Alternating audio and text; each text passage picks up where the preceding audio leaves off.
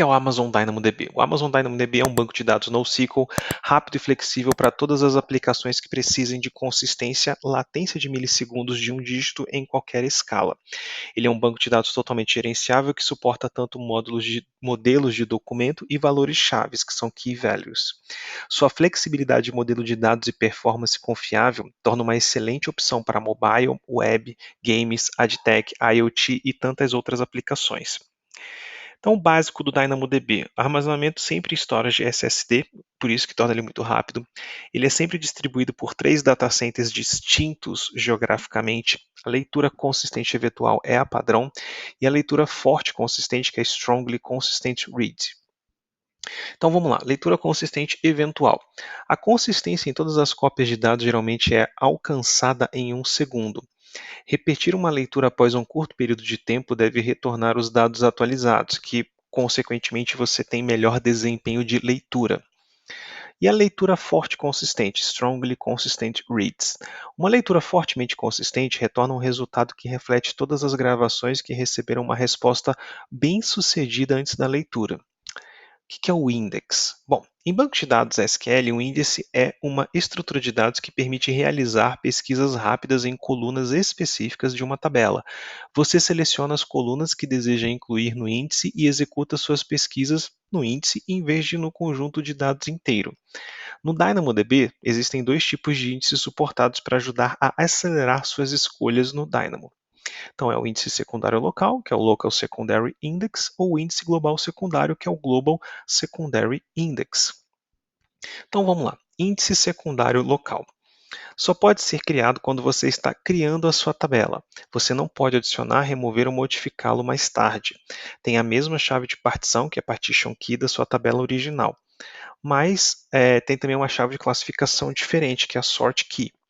Oferece uma visão diferente de seus dados, organizados de acordo com uma chave de classificação alternativa, que é a sort key. Todas as consultas baseadas nessa chave de classificação são muito mais rápidas usando o índice do que a tabela principal. Exemplo, chave de partição, ID usada, ou chave de classificação, que é a data de criação da conta. E aí o índice global secundário, que é o Global Secondary Index. Você pode criar, ao criar a sua tabela, ou adicioná-la mais tarde. Chave de partição diferente, bem como uma chave de classificação diferente. Portanto, dá uma visão completamente diferente dos dados, acelera qualquer consulta relacionada a essa partição alternativa e a chave de classificação. Exemplo, chave de partição, endereço de e-mail. Chave de classificação, última data de login. E o que é uma query? Uma query de consulta encontra itens em uma tabela com base no atributo de chave primária e um valor distinto para pesquisar. Exemplo, selecionar um item cujo ID do usuário seja igual a 300, vai selecionar todos os atributos para aquele item, nome, sobrenome, e-mail, etc. E a query, usar um nome e um valor de chave de classificação opcional sort key para refinar os resultados. Se a sua chave de classificação for de uma data e hora, você pode refinar a fila para selecionar apenas os itens com uma data e hora dos últimos 7 dias. Por padrão, uma query retorna todos os atributos para os itens, mas você pode usar o parâmetro Project Expression se quiser uma consulta retorne apenas os atributos específicos que você deseja. E se você quiser ver apenas o endereço de e-mail em vez de todos os atributos. Os resultados eles são sempre classificados pela chave de classificação sort key. A ordem numérica, por padrão, é uma ordem crescente, ou seja, 1, 2, 3, 4. Os valores de código de caracteres ASCII também estão presentes e você pode inverter a ordem definindo o parâmetro scanIndexForward como falso. Por padrão, as consultas são eventualmente consistentes, lembra que é o default do DynamoDB, e você precisa definir explicitamente a consulta para ser fortemente consistente, que é o Strongly Consistent. E a gente vai para o scan. Uma operação de scan, ela examina todo item em uma tabela, por padrão retorna todos os atributos de dados e usa o parâmetro Project Expression para refinar o scan para apenas resultados com atributos que você deseja. E aí, query ou scan? A query ela vai ser mais eficiente que o scan sempre busca toda a tabela, então filtra os valores para prover o resultado desejado, removendo dados indesejáveis. Isso adiciona um passo extra de remover os dados que você não quer. E conforme o crescimento de sua tabela, o scan vai demorar muito mais, porque logicamente ele vai fazer em toda a tabela. E a operação de scan em uma tabela grande pode usar recursos provisionados para uma tabela maior do que apenas em uma operação. Então tem que ter cuidado com isso. E como é que a gente melhora a performance, né, do DynamoDB? Você pode reduzir o impacto de uma query ou scan definindo um tamanho de página menor que usa menos operações de leitura. Exemplo, né, definir o tamanho de página para retornar apenas 40 itens. E um número maior de operações menores permite também que outras solicitações sejam bem-sucedidas sem limitação. E evitar usar operações de varredura se puder. Criar tabelas de forma que você possa usar as APIs, né, query, get ou batch get item. Por padrão, uma operação de scan, ela processa os dados sequencialmente, retornando incrementos de 1 mega antes de prosseguir para recuperar os próximos 1 mega de dados. Ele só pode verificar uma partição por vez. Você pode também configurar o DynamoDB para usar scans paralelos, dividindo logicamente uma tabela ou índice em segmentos e varrendo cada segmento em paralelo. Melhor evitar scan paralelo se sua tabela ou índice já estiverem correndo em atividades pesadas de leitura ou gravação de outros aplicativos. Bom, aí a gente vai para o tópico bem detalhado, né? Unidades de capacidade de leitura e escrita. O rendimento provisional do DynamoDB ele é medido em unidades de capacidade, que são também denominadas de Capacity Units. Ao criar sua tabela, você especifica seus requisitos em termos de unidade de capacidade de leitura e unidade de capacidade de gravação. Uma vez unidade de capacidade de gravação é igual a 1 vezes 1 KB de gravação por segundo. E uma vezes unidade de capacidade de leitura é igual a uma vez leitura fortemente consistente de 4 KB por segundo. Ou duas vezes leitura eventualmente consistente de 4 KB por segundo, que é o padrão. Então vamos lá, um exemplo de configuração. Uma tabela com 5 unidades de capacidade de leitura e 5 unidades de capacidade de gravação. Essa configuração será capaz de realizar 5 vezes 4 KB de leitura fortemente consistentes, que dá um total de 20 KB por segundo, e 2 vezes mais eventualmente consistentes, que é igual a 40 KB. Então é 5 vezes 1 KB de escrita igual a 5 KB por segundo. Se seu aplicativo lê ou grava itens maiores, ele consumirá mais unidade de capacidade e também custará mais. E a gente vai para o Strongly Consistent Reads. Então, se seu aplicativo precisa ler, por exemplo, 80 itens, que são 80 linhas de uma tabela por segundo. Cada item tem, por exemplo, 3 KB de tamanho, você precisa de leituras fortemente consistentes. Então, primeiro a gente calcula quantas unidades de capacidade de leitura são necessárias para cada leitura. Ou seja, tamanho de cada item dividido por 4 KB. Então, a gente pega o quê? 3 KB dividido por 4 KB dá igual a 0,75. A gente arredonda sempre para o número inteiro mais próximo, ou seja, cada leitura vai precisar de uma vez unidade de capacidade de leitura por operação de leitura. E aí, multiplicando pelo número de leituras por segundo, que é 80 que a gente precisa, dá 80 unidades de capacidade de leitura necessária. E aí o cálculo para Eventually Consistent Reads. Se seu aplicativo precisa ler 80 linhas de tabela por segundo, cada item tem 3 KB, você precisa de leituras eventualmente consistentes, então você faz o mesmo cálculo. No entanto, como isso é para leitura eventualmente consistente e você obtém 2 vezes 4 KB de leitura por segundo, ou o dobro de taxa de transferência de leitura strongly consistent. Então, o tamanho de cada item dividido por 4 KB é 3 dividido por 4 é igual a 0,75. A gente arredonda para o número inteiro mais próximo, que é 1. E aí multiplica pelo número de leituras por segundo, que é 80. Só que a gente divide por 2, então você só precisa de 40 unidades, porque a gente está falando de leituras eventualmente consistentes.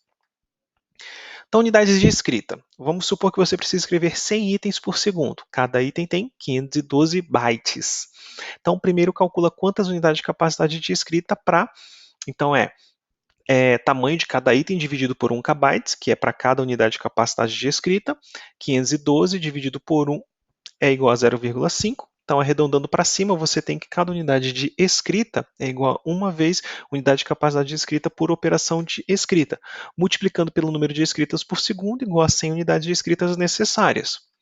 Então, precificação sob demanda, né? Caso a gente não queira fazer todo esse cálculo, né, a gente pode fazer o seguinte: as cobranças elas se aplicam sempre para leitura, escrita e armazenamento de dados. Então, com a precificação sob demanda, você não precisa especificar seus requisitos. O DynamoDB instantaneamente escala para cima e para baixo, baseado na atividade da sua aplicação. Então, uma boa opção para workloads imprevisíveis ou uma aplicação nova. Ou então, também, você quer pagar somente pelo que você usa, né? Pay per request. Então, aí tem uma tabela, né? capacidade sob demanda, né? Você tem workloads desconhecidos, tráfego de aplicação sem previsão inicial, ou você quer pagar sob demanda, ou a aplicação tem picos altos ou pequenos em carga. Já para uma capacidade provisionada, você pode estimar o que você quer provisionar direitinho de leitura e escrita, o tráfego já é previsível e estimado, ou seja, a aplicação já é conhecida, e você também tem que o tráfego da aplicação é consistente e aumenta de maneira gradual. Vamos lá, o que é o DAX? Né? O DynamoDB Accelerator, ou DAX, é um cache in memory, né? Um cache de memória totalmente gerenciado e agrupado para o DynamoDB. Oferece uma melhoria no desempenho de leitura de até 10 vezes.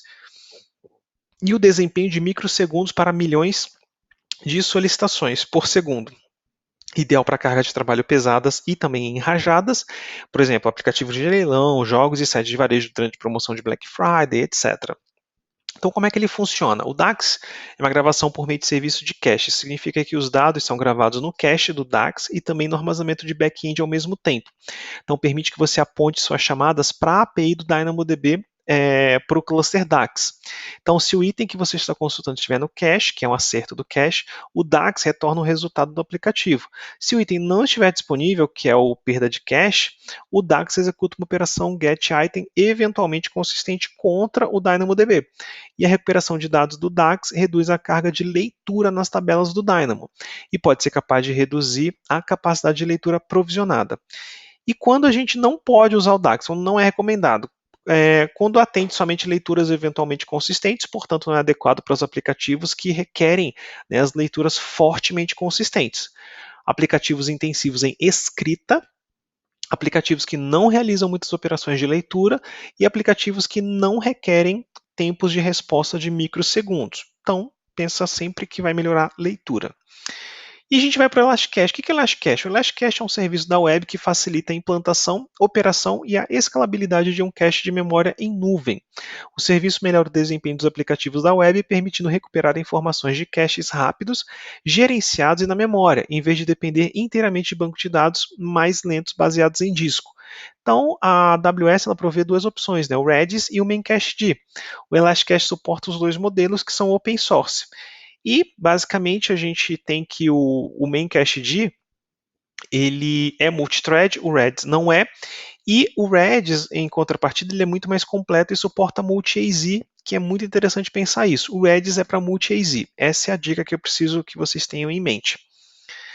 E transações, né, no DynamoDB. As transações são ACID, né, atômica, consistente, isoladas e duráveis. São propriedades que cada transação deve ser atômica, ler ou gravar vários itens em várias tabelas como uma operação tudo ou nada, e verificar se há uma condição de pré-requisito antes de escrever em uma tabela. Com isso, as transações devem e são isoladas, não existindo dependências. E o que é o TTL no DynamoDB? O atributo Time to Live define um tempo de expiração para os seus dados. Itens expirados são marcados para exclusão e é ótimo para remover dados irrelevantes ou antigos, como, por exemplo, dados de sessão, logs de eventos, dados temporários, por aí vai. Com isso, a gente reduz o custo removendo automaticamente os dados que não são mais relevantes. Então, o TTL ele é representado como o tempo de época, que é o Epoch Time, e a expiração é definida para 2 horas após o início da sessão.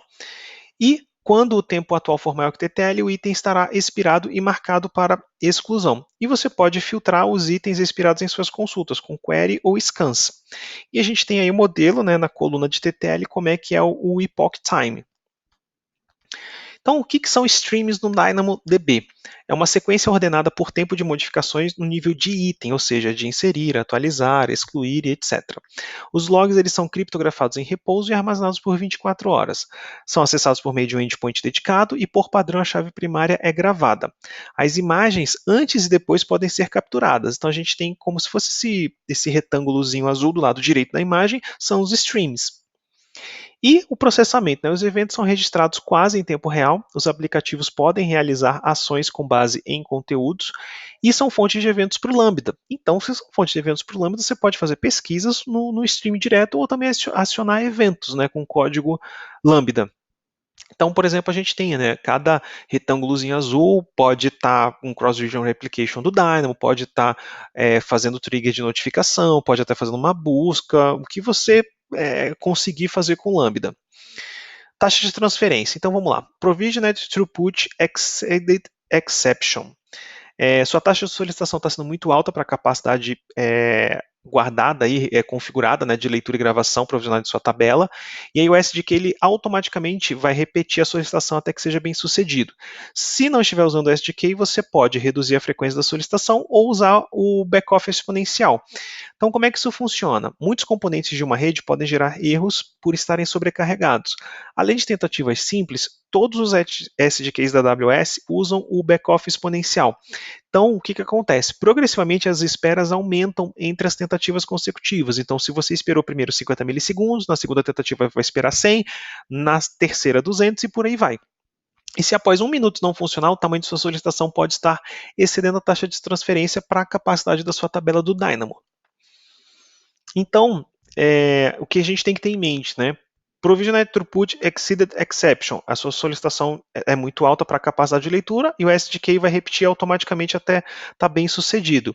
Então, ele vai estar sempre reduzindo a frequência da solicitação. Então, o que, que acontece, né? Além dessas tentativas consecutivas, é muito útil para não sobrecarregar e não gerar erros para o seu banco de dados. Então, as dicas que a gente precisa saber, tá? Provisioned Throughput Exceeded Error. Isso aí vai cair na prova, você tem que estar com isso na cabeça. Número de requisição muito alto. Aí vai para o Exponential Backoff, que melhora o fluxo de requisições com esperas sucessivas. E isso é muito utilizado também em outros serviços, como por exemplo Buckets S3, CloudFormation e o SES. Tudo bem, pessoal?